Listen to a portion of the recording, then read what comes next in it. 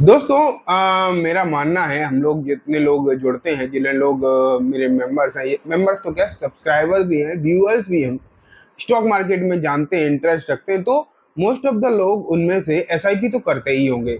100% तो मैं फिर भी नहीं बोलूंगा, लेकिन बहुत ज़्यादातर लोग करते ही होंगे, जैसे मैं भी करता ही हूँ। हाँ, सबका अमाउंट अलग अलग हो सकता है, कोई 1,000 से करता होगा, कोई 5,000 से करता होगा, कोई 10, कोई 12, कोई 20। मतलब सब अपने अपनी कैपेसिटी के हिसाब से, अपने अपने कैपेबिलिटी, आप कुछ भी बोल लीजिए, उसके हिसाब से एसआईपी कर रहे होंगे, रिटर्न भी बना रहे होंगे। लेकिन पिछले 1-1.5 साल में आपने देखा होगा कि एसआईपी में उस तरीके के रिटर्न दिखाई नहीं दे रहे होंगे। उसके पीछे रीजन है कि मार्केट बहुत ऊपर नीचे हुआ है। लेकिन ना, आज मैं उन सभी एसआईपी करने वालों के लिए दो सेटिंग्स बताऊंगा, और वो दो सेटिंग जो है आपको करनी पड़ेगी अपनी एसआईपी में। एक तो आपको करनी पड़ेगी अपनी एसआईपी में डायरेक्ट ही, मतलब जहां से आपकी एसआईपी होती है वो उसमें डायरेक्ट, और एक करनी पड़ेगी आपके अपने माइंड में। और उन दो सेटिंग्स का मैं आपको अंतर भी दिखाऊंगा कि आखिरकार अगर आपने अभी नॉर्मल अपनी एसआईपी में ये दो चीजें ऐड ऑन कर ली, तो उसका जो फर्क है वो कितना ह्यूज हो सकता है, कितना बड़ा हो सकता है, और उससे आपको कितना बेनिफिट हो सकता है। आज की इस वीडियो में जो है मैं आपको यही बताने वाला हूं। आप इस वीडियो को ना बिल्कुल भी स्किप करे बिना और पूरा देखो, तो लाइफ चेंजिंग वीडियो ये एक तरीके से आपके लिए हो सकती है। ठीक है, स्टार्ट करें। ठीक है, मैं आपको ना शुरुआत में एक एग्जांपल दिखाना चाहूंगा। सबसे पहले तो मैं आपके लिए रख रहा हूं अपनी स्क्रीन। यहाँ पर आप देखो, जैसे कि मैं बहुत ज्यादा नहीं, मैं 10,000 की एक एसआईपी का एग्जाम्पल लेता हूँ। ठीक है, अगर हम में से कोई 10,000 की एक एसआईपी कर रहा है, बहुत अच्छे रिटर्न 15% के मैं मान लेता हूँ। ठीक है, आने वाले 15% के रिटर्न मिल जाएंगे, और समय अगर मैं 20 साल का लगा लेता हूँ, तो अब अगर हम इसे कैलकुलेट करते हैं तो ये देखने में बड़ा ही अच्छा लगेगा। एंड फ्यूचर वैल्यू जो निकल कर आएगी 20 साल बाद, वो लगभग लगभग आप ये मान के चलिए 1,30,00,000 के आसपास का निकल कर आता है। ठीक है, 1,30,00,000 32,00,000 बन जाएंगे। लेकिन इसमें इन्फ्लेशन अभी हमने एडजस्ट नहीं किया है, तो क्या 20 साल में महंगाई नहीं बढ़ेगी? ये पैसा तो आपको 20 साल में मिलेगा, मतलब अगर हम 20 साल तक कंटिन्यू करते हैं तो क्या 20 साल में महंगाई नहीं बढ़ेगी?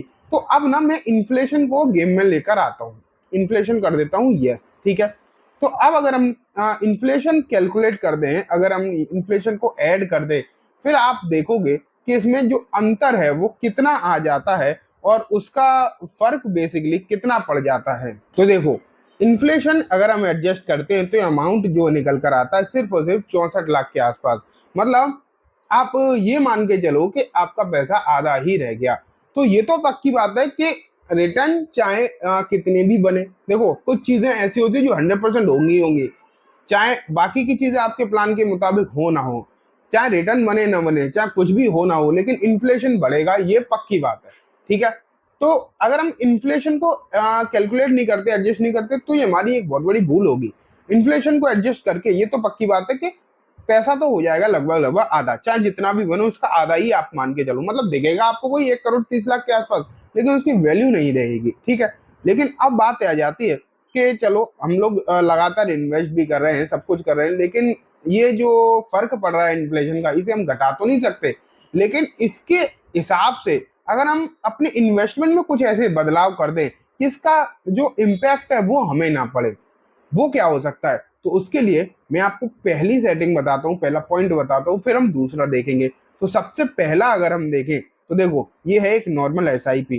ठीक है, मैं इसमें 5,000 की अगर 10,000 करता हूँ, ठीक है, ये देखो 10,000 रुपए की एसआईपी हम कर रहे हैं। एक्सपेक्टेड रिटर्न जो हमारे कितने हैं, वही 15% के ले रहे हैं, और टाइम पीरियड भी हम 20 साल का ले रहे हैं। ठीक है, टोटल अमाउंट कितना बनकर आ रहा है, अब अभी हम यहाँ पर इन्फ्लेशन की बात नहीं कर रहे, 1,32,00,000 बनकर आ रहा है। ठीक है, लेकिन अगर हम इसमें एक छोटा सा चेंज कर दें, एंड दोस्तों वो चेंज है स्टेप अप। स्टेप अप मतलब ये देखो, एनुअल स्टेप अप 10%। मतलब क्या होता है एनुअल स्टेप अप 10% का? सबसे पहले तो मैं अमाउंट 10,000 कर ही देता हूँ। हाँ, स्टेप अप 10% का मतलब है कि एक साल तक आपने जो अमाउंट फिक्स किया है वो जाता रहेगा, उसकी अगली साल सिर्फ 10% अमाउंट बढ़ जाएगा आपके एसआईपी का। मतलब 10,000 रुपए जा रहा था, तो वो 10% बढ़ जाएगा, 11,000 हो जाएगा, फिर 11,000 का 10% बढ़ जाएगा। इस तरीके से 10-10% हर साल बढ़ेगा, जिससे कि होगा क्या, इन्फ्लेशन भी उसमें एडजस्ट होता रहेगा। इन्फ्लेशन तो 7-8% ही बढ़ता है, आपका एसआईपी 10% बढ़ेगा, तो इन्फ्लेशन का जो इफेक्ट है उसे लगभग लगभग घटा देगा, या उसमें थोड़ा सा मतलब इन्फ्लेशन का इफेक्ट भी घट जाएगा और आपका अमाउंट भी थोड़ा सा बढ़ जाएगा। तो इससे देखो फर्क कितना पड़ेगा, सिर्फ आपको 10% अपने आप होता है। ये आप जब एसआईपी करते हो ना, तो आप अपनी एसआईपी में चेंजेस कर सकते हो कि आपको स्टेप अप चूज करना है या नहीं। स्टेप अप चूज करके आपको ये चूज करना है कि हमें कितना स्टेप अप करना है, तो उसमें 10% कर दो, अपने आप हो जाएगा। ठीक है, 10 कर दो, जो आपका मन करता है 5 ही कर दो, अगर आप 10 पे नहीं हो कंफर्टेबल तो 5 कर दो। तो ये हो गया। अब होगा क्या कि एक्सपेक्टेड रिटर्न भी उतने ही मैंने रखे 15%, टाइम पीरियड भी उतना ही रखा है। अब फर्क देखो, यहाँ फर्क आ रहा है 2,49,00,000। अब अगर हम जब 1,32,00,000 को आधा कर रहे थे, तो लगभग मतलब उससे जो इन्फ्लेशन एडजस्ट कर रहे थे, तो लगभग लगभग कितना 64,00,000 के आसपास का ही अमाउंट बच रहा था। अगर हम 2.5 करोड़ को अगर इन्फ्लेशन से एडजस्ट करेंगे, तो एटलीस्ट मैं ये नहीं कह रहा हूँ, कम से कम 1.25 करोड़ के आसपास का इन्फ्लेशन एडजस्ट करने के बाद भी आप ये मान के चलिए 1.25 करोड़ से ज्यादा का अमाउंट तो आपके लिए बनकर आएगा। तो इन्फ्लेशन का तो आप इस तरीके से खेल खत्म कर सकते हो। तो 1.25 करोड़ 20 साल बाद एक अच्छा अमाउंट रहेगा। मतलब आज का 1.25 करोड़ के हिसाब से इतना रुपया तब बनेगा, तब के हिसाब से अगर ओवरऑल देखें तो लगभग 2.5 करोड़ के आसपास का अमाउंट बनकर आता है। तो एक तो आपने इस तरीके से इन्फ्लेशन का जो इम्पैक्ट है, वो नेगेटिव इम्पैक्ट है जो, उसे तो आपने कर दिया पूरी तरीके से खत्म। ठीक है, तो ये तो दोस्तों एक फैक्टर हो गया, एक तरीका हो गया। लेकिन अब एक दूसरी जो सेटिंग करनी है आपको, वो अपने दिमाग में करनी है, वो आप सिस्टम में नहीं कर सकते। वो आप ये मान के चलिए आप सिस्टम में नहीं कर पाओगे उसे। ये तो आप सिस्टम में कर दोगे, आप अपने एसआईपी में स्टेप अप कर दोगे और उसमें परसेंटेज बढ़ दोगे। ठीक है, उसका इम्पैक्ट भी आपने देख लिया कितना बड़ा पड़ता है। लेकिन जो दूसरा है, जो आपको सिर्फ और सिर्फ अपने दिमाग में करना है, वो क्या? वो है दोस्तों ये कि जब भी मार्केट गिरेगा, जब भी मार्केट गिरेगा, तो आप कुछ ना कुछ लमसम डालोगे अपने उसी म्यूचुअल फंड में जिसमें एसआईपी चल रही है ना, जिसमें एसआईपी चल रही है उसी म्यूचुअल फंड। जैसे कि आपकी एसआईपी निफ्टी निफ्टी में चल रही है, एक एग्जांपल दे रहा हूँ, निफ्टी का किसी इंडेक्स फंड में चल रही है आपकी एसआईपी, तो आप 5,000 रुपए या 10,000 रुपए करते हो, जैसे 10,000 रुपए करते हो, हर महीने होता रहता है। लेकिन जिस दिन मार्केट आपको लगा कि 2% गिर गया, होता है ना महीना 2-4 महीने में एक दिन तो ऐसा आता है जिससे मार्केट बहुत बुरी तरीके से गिरता है, या धीरे धीरे करके मार्केट ऊपरी स्तर से 5% 10% नीचे चला जाता है, जैसे अभी आपने देखा था। तो आपको क्या करना है इस समय पर, जब मार्केट अच्छा खासा आपको लग रहा है कि नीचे आ गया है, और टाइम नहीं करना मार्केट को, लेकिन क्या करना है जब मार्केट ठीक ठाक नीचे गिरे, तो आपको एक लमसम करना है। जैसे आप 10,000 रुपए हर महीने करते हो, तो 10-20 हजार रुपए आपने क्या किया, एक समय पर एक बार में डाल दिए उस गिरावट के सामने समय पर। आपकी एसआईपी तो जो चल रही है वो चलने दो, उससे हाथ पैर मत मारो, उसमें जो चल रहा है उसमें तो आप स्टेप अप लगा चुके हो, उसमें तो कोई दिक्कत नहीं, कुछ नहीं करना। लेकिन जिस दिन मार्केट आपको लग रहा है कि आप 2-2.5% आज नीचे गया, या फिर मार्केट ऊपरी स्तर से 10% नीचे आ गया, 5% नीचे आ गया, जो आपको लगे कि मार्केट हाँ अच्छा खासा गिर गया है, उस समय आपको एक ठीक ठाक अमाउंट का लमसम करना है। चाहे वो 20,000 का कर दो या 50,000 का कर दो, आप अपने हिसाब से कर दो।